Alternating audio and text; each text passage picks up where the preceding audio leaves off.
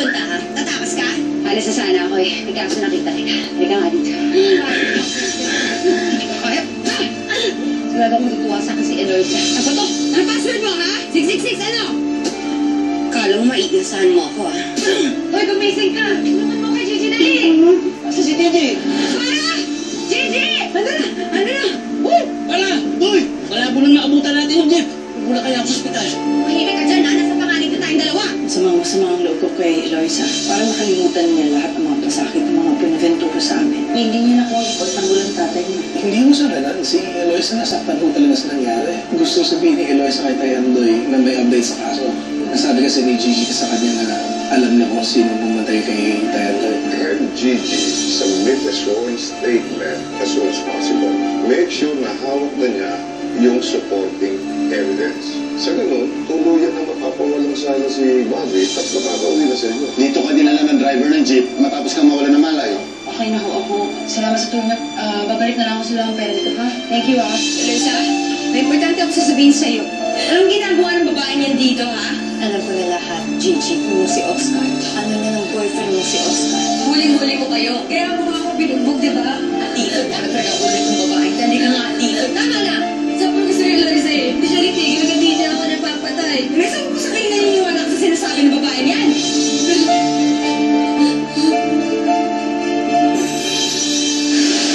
Sukdura ng kasamaan ng babae niyan. Halos patayin ka na minsan saka nakakakampi.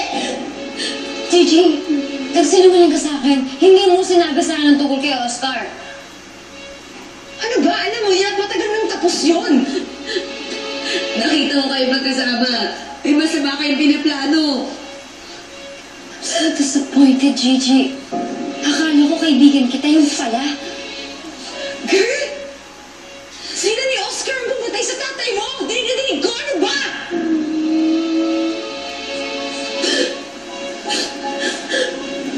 Gigi, tumigil ka na. Tama na. Ayoko nang marinig yung mga kasinungalingan mo. Mabuti pang magbalot ka na at magkita lang tayo sa korte.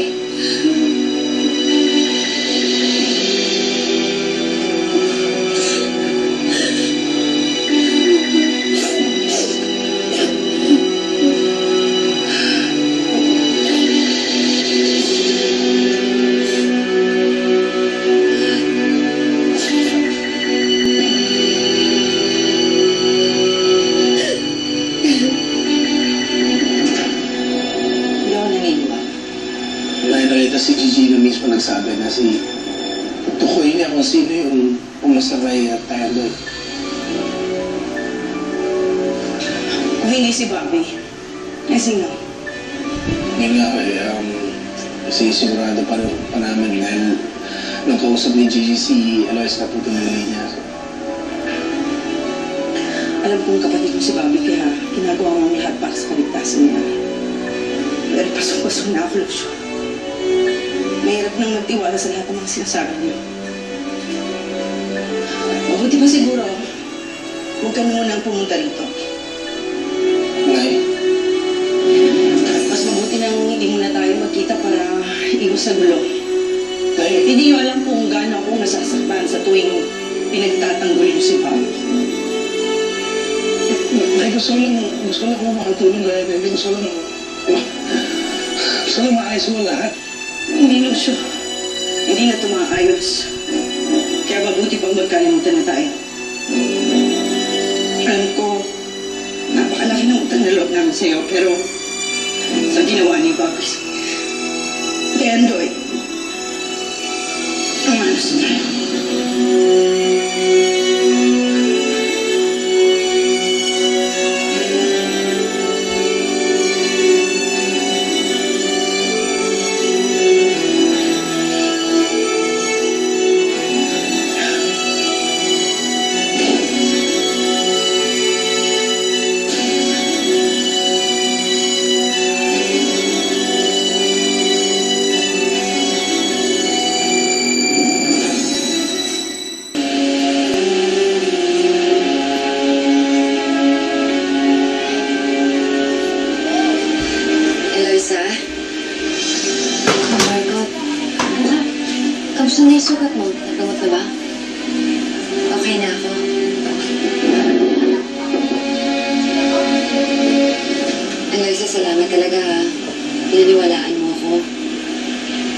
talaga tatalikuran mo na ako eh. Malayan. Tingnan mo naman ako, Margot. Hindi ako basta-basta naniniwala sa mga sabi-sabi na nasa akin kung anong tama at ang totoo yun. Ninindigan ko. Mabuti naman kung ganon. Ano nga palang plano mo? Gusto mo ba tawagan ko na si Atty. Manalo? Para mapakulong natin si Gigi. Hindi na. Tinawagan ko na yung abogado namin ni Bobby. Siya na daw bahala mag-asikaso sa kaso laban kay Gigi. Talaga? Mabuti naman. Biruin niyo yun. Ang tagal na yung magkasama ni Eloisa. Lahat ng problema niya, ako karamay niya. Kasi Margot ang kakampihan niya. Ako, Jenny, tama na. Baka naman nabigla lang si Eloisa. Hindi rin manang eh. Huwag pagtabuhin niya ako parang wala kang pinagsamahan eh. Teka. There's something wrong eh. Kilala natin si Eloisa eh. Hindi naman yung nagagawin ng bigla-biglaan lang eh. Nagawa na nga niya oh. Kinaya sa akin itong beauty ko. Grabe. Grabe lahat ginawa ko para sa kanya oh. Tapos tatapon ka lang ng ganun-ganun lang.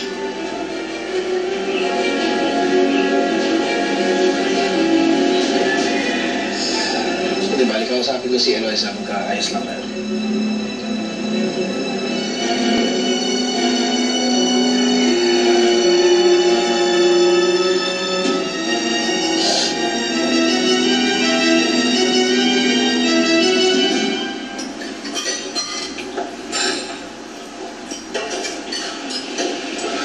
Eloisa? Bakit? May problema ba? Bakit ako makausap? Ako saan?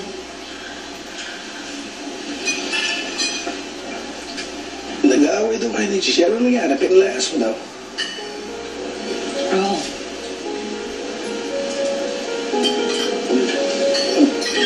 Bakit? Bakit hindi? Nahuli siya ni Margot eh. Oo nga, Gina.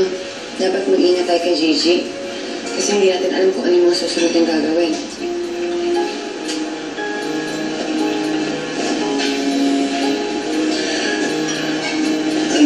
Eloisa, ano mo kasi, hindi kasi matagal na natin kasama si Gigi. Kilala na natin siya, di ba? I'm sure by now, alam mo na paano siya magkatiwala. Yun na ang akala ko eh. Pero ito naman yung nangyari.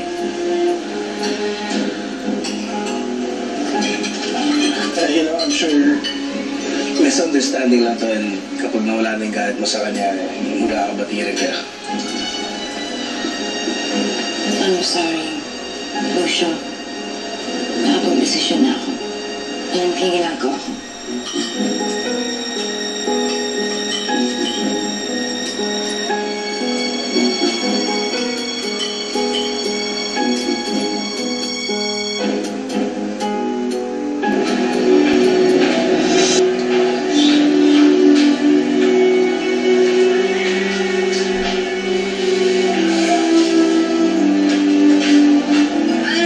Nakausap mo na ba si Eloisa? O ano sabi niya? Kailan daw ako pwedeng bumalik sa mansyon?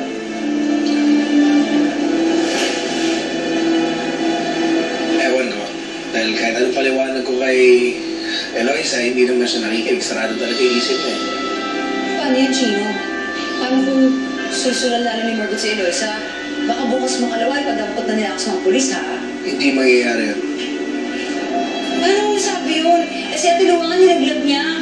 Ako, sino ba ako? Relax, kasi habang nandito ka sa poder mo, sisiguraduhin ko ang kaligtasan mo, okay?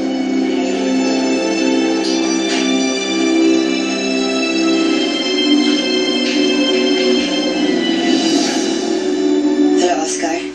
Anong balita sa'yo? Ito, i-enjoy na rin.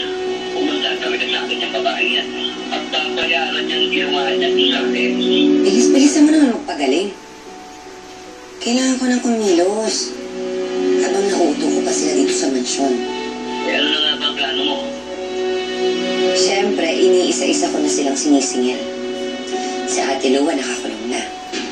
si Bobby at samantala na-dispatch ako. Isusunod ko na si Eloisa at si Gigi habang magkaaway pa sila. Ang wise ko talaga, ma'am. Iba ka talaga. Naman, kaya kahit anong gawin nila, hindi na nila ako mapapatumba pa.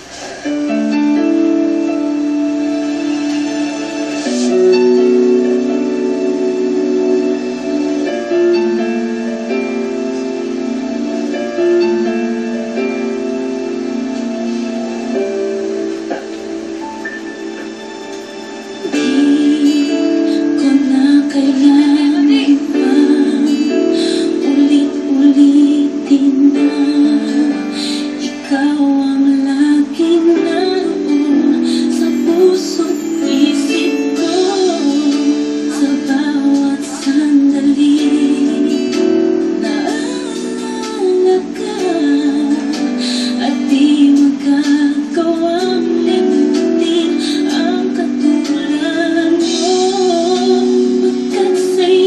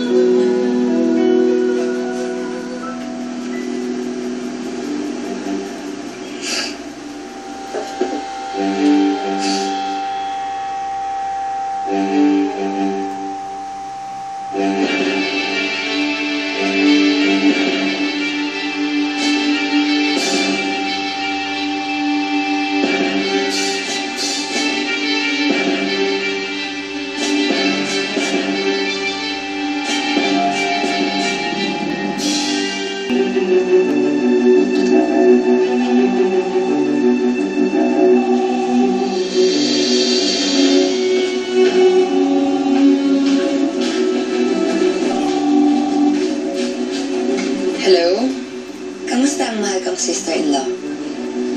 Walang hiya ka talaga, Margot. Hindi mo talaga ako titigilan, no? Siyempre naman. Masakit pa ata yung lahat ng pasat sa burot mo sa akin. Kaya sisiguraduhin ko na Babayaran mo tong ginawa mo. Sus, patikim pa lang yan, sister. Hintayin mo susunod na pagkikita. Hindi ko nahahayaang makabangon ka. Yun eh, kung hindi kita mauunahan. Aba talagang hinahamon mo ako, ha? Gigi, bilis-bilisan mo nga.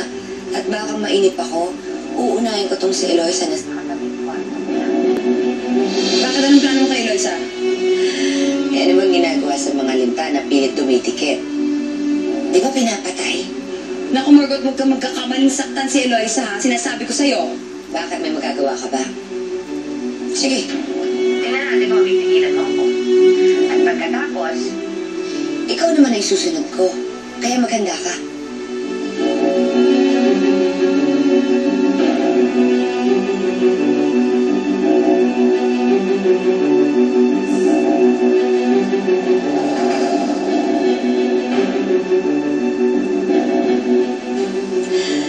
Tama yan, Gigi.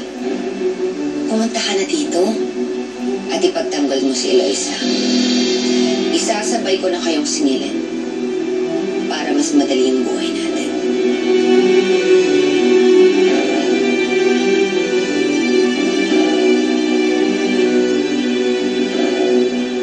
Walang hiya ka?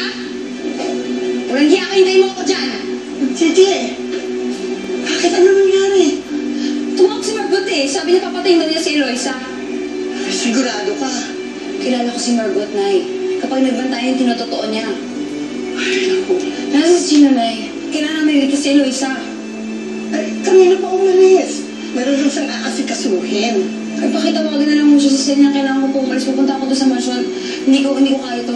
Teka na, Gigi. Huwag kang padalos-dalos. Bakit pati mo lang yan ni Margot? Bahala na. Kahit pati buong to, hindi ko maating pag may mas mangyari kay Eloisa. Sandali lang, Gigi! Gigi! Hindi nga ako kriminal. Naset up lang ako. Kung gusto mo umapila ka. Pero sa ngayon, malakas ang ebidensya laban sa'yo. Hindi ko naman sisisi na magalit sa amin eh. Ako naman din yung pumutulan ng lahat ng to eh. Ako rin ang dahilan kayo napatay si tatay.